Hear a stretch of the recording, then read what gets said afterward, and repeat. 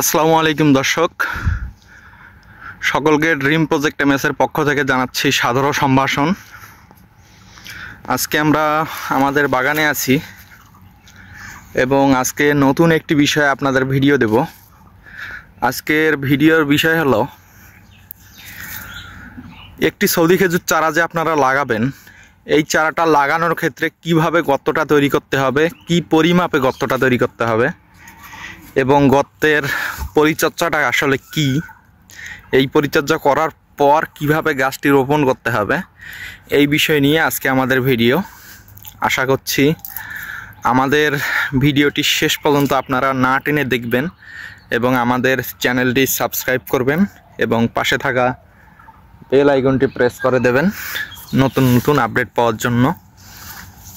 তো আমরা আমাদের বাগানে নতুন একটি চারা লাগাতে যাব। এই চারাটি লাগানোর জন্য আমাদের প্রথমে কি প্রস্তুতি গ্রহণ করতে হবে বা কিভাবে আমরা গর্ত তৈরি করব, সেই বিষয়টি আপনাদের জানানোর চেষ্টা করব। দেখুন, প্রথমেই আমরা একটা 3 ফিট বাই 3 ফিট, যদিও আমি 3 ফিটের বেশি করেছি, আমি 4 ফিট বাই 4 ফিট গর্তটা তৈরি করেছি। দেখাচ্ছি আমি গর্তটা আপনাদের। দেখুন, মোটামুটি একটা 4 ফিট বাই 4 ফিট একটা গর্ত আমি তৈরি করেছি এবং গভীরতাটা আমি 3 ফিটের মতো করেছি। আমি কাছ থেকে দেখানোর চেষ্টা করতেছি, লক্ষ্য করুন। আমরা এখানে গর্তটা এই দিক থেকে এই দিক বা এই দিক থেকে এই দিকটা, এটার দূরত্ব রেখেছি 4 ফিট এবং এর গভীরতা যেটা, এই গভীরতাটা আমরা রেখেছি 3 ফিট। এখন এটা আমরা কি সিস্টেমে চেঞ্জ করব বা কি সিস্টেমে এটা আমরা গাছ লাগানোর উপযুক্ত জায়গা তৈরি করব, সেটা আপনাদের দেখাবো। আপনারা আমাদের সাথেই থাকুন এবং আমাদের চ্যানেলটি সাবস্ক্রাইব করুন, অবশ্যই দেখতে থাকুন। দর্শক, এখানে যে আপনারা গর্তটা দেখতে পাচ্ছেন, এই গর্তটা কিন্তু আমরা একবারে মাটি দিয়ে এটাকে পূরণ করে দেব না।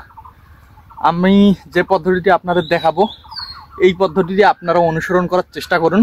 আশা করছি আপনারা অনেক ভালো ফল পাবেন। আমি জানি না অন্য কোনো ইউটিউবাররা এভাবে শিখিয়ে দেয় কিনা, তবে আমি চেষ্টা করি আমার ভাইরা যেন সঠিক জ্ঞান পায়, সঠিক পদ্ধতিগুলো জানতে পারে। এজন্য অবশ্যই আমাদের সাথে থাকবেন এবং ভিডিওটি শেয়ার করে দেবেন অন্যজনকে, যাতে সবাই সঠিক পদ্ধতিটি জানতে পারে। দর্শক, দেখতে পাচ্ছেন এই যে সারটি, এই সারটি হলো কেঁচো সার। এটাকে আপনারা অনেকে ভার্মি কম্পোস্ট নামেও জেনে থাকবেন। খুব সুন্দর একটা কেঁচো সার।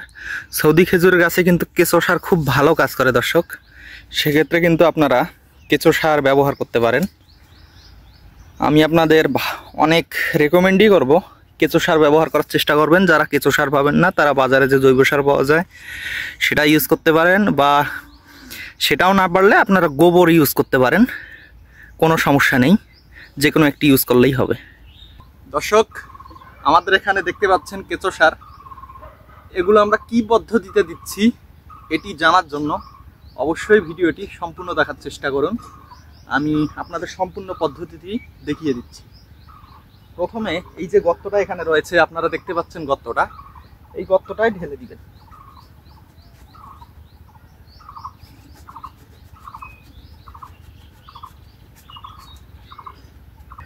আমি এই বোলটা, বড় বোলটা ফুল করে এখানে দিয়ে দিলাম কিছু সারটা। এরপর আমরা এখানে কিছুটা আগে মাটি নামিয়ে দেব। আপনারা দেখতে থাকুন, দেখতে থাকুন বিষয়টি।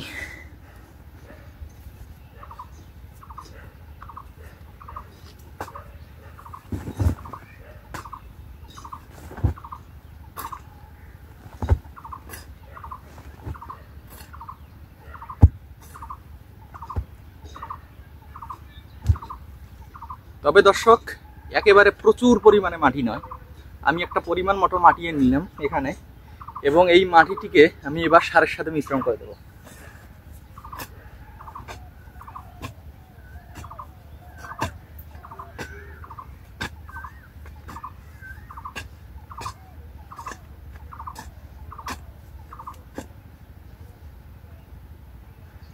এভাবে দর্শক আমরা মাটির সাথে সারটি মিশিয়ে নেব এবং আবার সার ফেলবো এখানে। এরপর দর্শক আমরা কিন্তু আবার 1 বল নিলাম কেঁচো সার দিয়ে আবার আমরা এখানে দিয়ে দিই।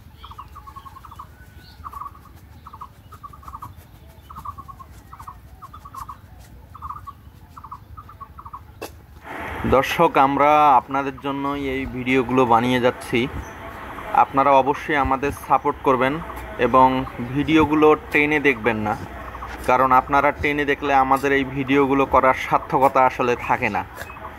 সেক্ষেত্রে পুরো ভিডিওটি দেখার চেষ্টা করবেন, আশা করি ভালো কিছু শিখতে পারবেন। এবং ঠিক আগের মতোই পদ্ধতি, যেটা আবার এগুলো সারের সাথে মাটিগুলো মিক্স করে নেব।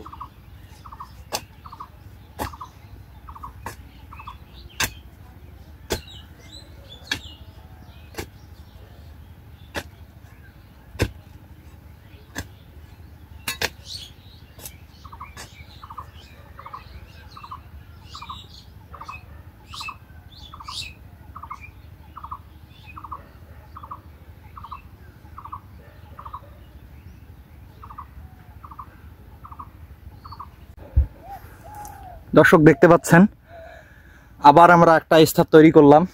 এখানে অলরেডি আমরা কেঁচো সার দিয়েছি, আবার 2 বল। এবার এখানে আমরা আরেকটি রাসায়নিক সার এখানে যোগ করব। আমরা বেশি রাসায়নিক সার এখানে কিন্তু প্রয়োগ করব না দর্শক, খুব কম পরিমাণ। তবে এটা অনেকটা অনুখাদ্য জাতীয় রাসায়নিক সার। মূলত যে রাসায়নিক সার এমওপি বা টিএসপি বা ইউরিয়া, এগুলো আমরা আজকে ইউজ করব না, বা এগুলো লাগানোর সময় ইউজ করবই না। দেখুন আমরা এখানে ইউজ করব জিপসাম। দেখুন এখানে আমরা জিপসাম ইউজ করতেছি, এগুলো এর উপর ছিটিয়ে দেব।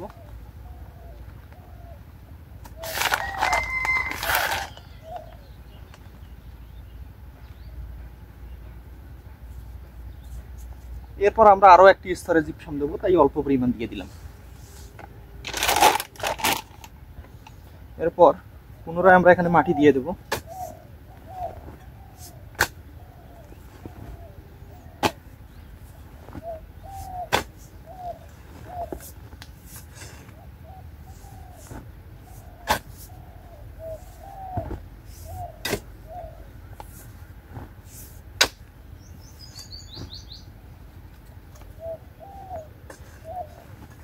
এগুলো আপনারা এই সিস্টেমে মিক্স করবেন, এভাবে উপর নিচ করে মাটিগুলোর সাথে জৈব সারগুলো মিক্স করে নেওয়ার চেষ্টা করবেন।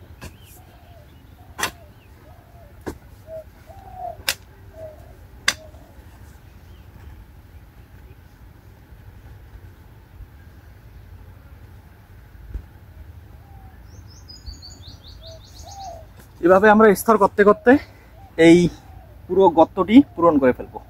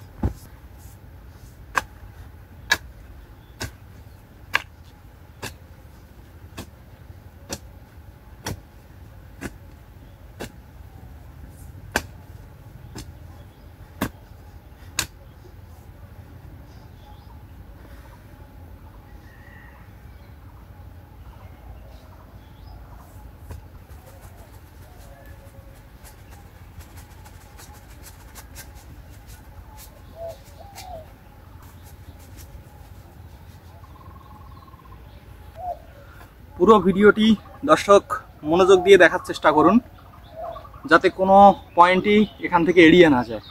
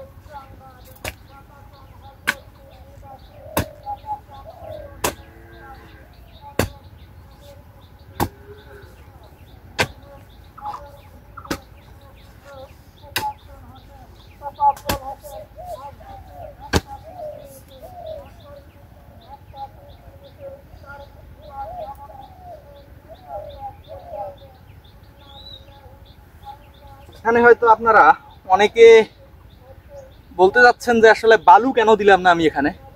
আমরা যে বালু দিতে বলি, আসলে আমাদের এটা একেবারে বেলে দোআঁশ মাটি, বালুর পরিমাণ অত্যন্ত বেশি, সেই ক্ষেত্রে আমরা এক্সট্রা করে বালু দেইনি। এই হলো বিষয়টি।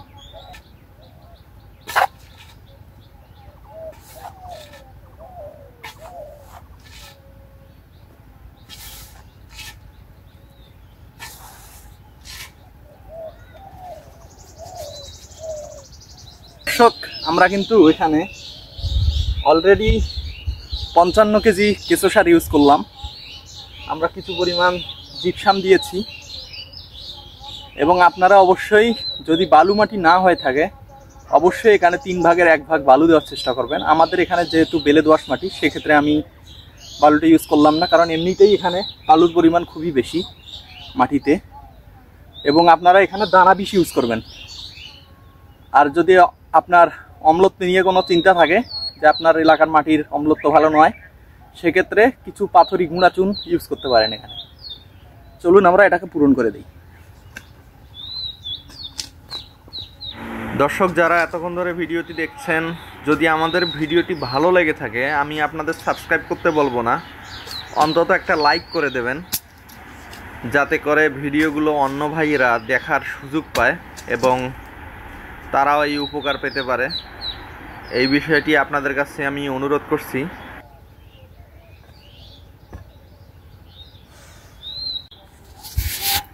দর্শক দেখুন, গর্তটি পূরণ করে দিয়ে আমি কিন্তু একটা আল দিয়েছি গর্তটির চারদিকে। এখন আমি আরও কিছুটা মাটি এই মাছ বরাবর দেব, দিয়ে আলগুলো আবার উঁচু করে দেব একটু।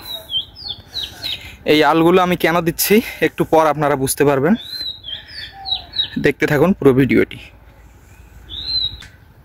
দর্শক, এখন আমরা এই পুরো জায়গাটাতে পানি দিয়ে দেব। দেখুন,